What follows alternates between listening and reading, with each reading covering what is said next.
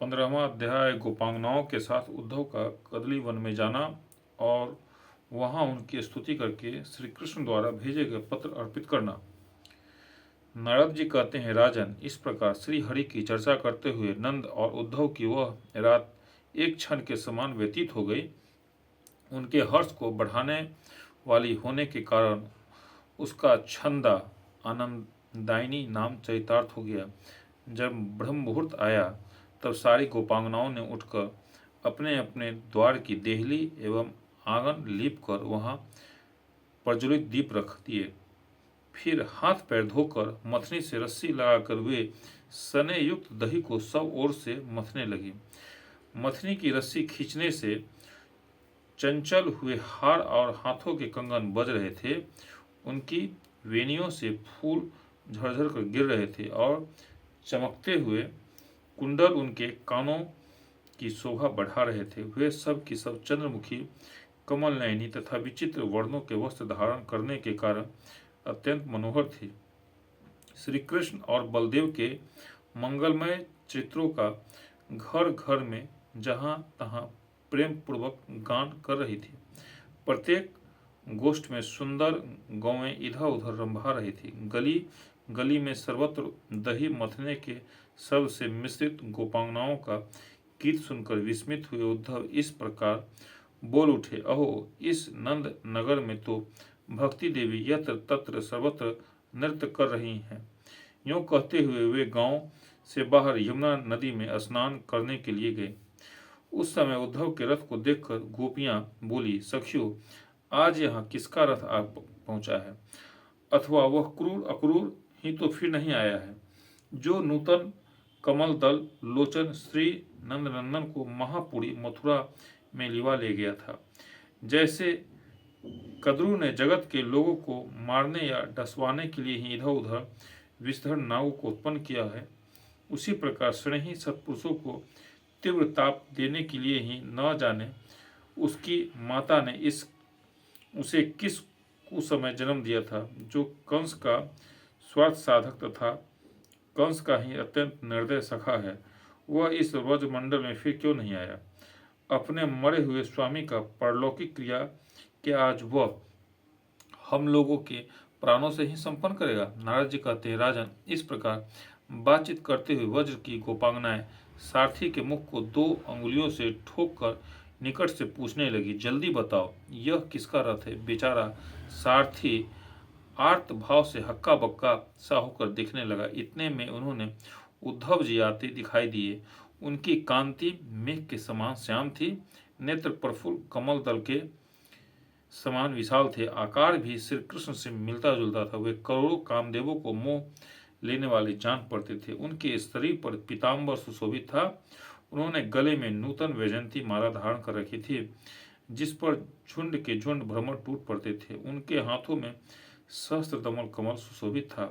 उन्होंने हाथों में बांसुरी और वेद की छड़ी ले रखी थी। उनका वेश बड़ा मनोहर था। करोड़ों बालड़ियों की कांति से युक्त मुकुट उनके मस्तक को मंडित कर रहा था।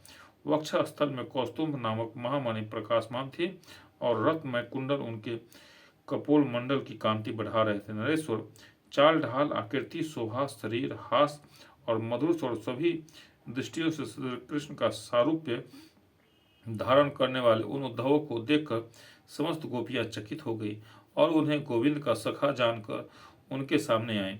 यह जानकर कि ये भगवान श्रीहरि का संदेश लेकर आए हैं, वे नीति युक्त सुंदर वचन बोलकर उनके प्रति आदर दिखाने लगी तथा संतों के स्वामी गोविंद की गूढ़ कुशल पूछने के लिए उन उद्धव जी को साथ लेकर वे कदली वन में गई, जहाँ वृषभानु नंदिनी श्री राधा यमुना के तट पर मनोहर निकुंज मंदिर में भगवान विरह से आतुर होकर बैठी थी और उन श्री हरि के बिना सारे जगत को सर्वथा सुना मानती थी। जो पहले केलों के पत्तों से और घिसे हुए चंदन के पंख से शीतल मेघ मंदिर सा प्रतीत होता था, तथा यमुना की चंचल चारु तरंगों की फुहार पड़ने से जहाँ ऐसा प्रतीत होता था कि साक्षात सुधाकिरणी चंद्रमा की सुधा रसी स्वतः गल रही है, ऐसा कदलीवन सारा का सारा श्री राधा की वियोग गायत्री के तेज से तन झुलस गया था। केवल श्री कृष्ण के शुभागमन की आशा से श्री राधा अपने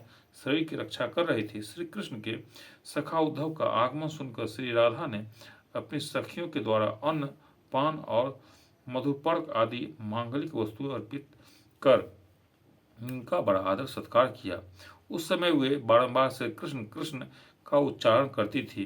गोविंद के वियोग से खिन्न हुई राधा अमावस्या में प्रविष्ट चंद्र कला की भांति छिन्न हो रही थी। उस समय उद्धव ने नतांगी एवं कृष्णांगी राधा को हाथ जोड़कर प्रणाम किया और उनकी परिक्रमा करके वे हर्षपूर्वक बोले। उद्धव ने कहा, श्री राधे, श्री कृष्ण सदा परिपूर्णतम भगवान हैं और आप सदा परिपूर्णतम भगवती हैं। श्री कृष्ण चंद्र नित्य लीला परायण हैं और आप नित्य लीला का संपादन करने वाले नित्य लीलावती हैं।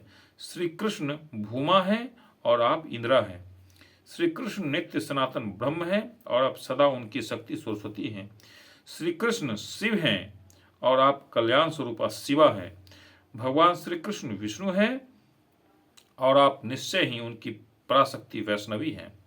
आदि देवता श्री हरि, कौमार, सर्गी, सनक, सनंदन, सनातन और शरत कुमार तथा आप ज्ञानमयी शुभा स्मृति हैं।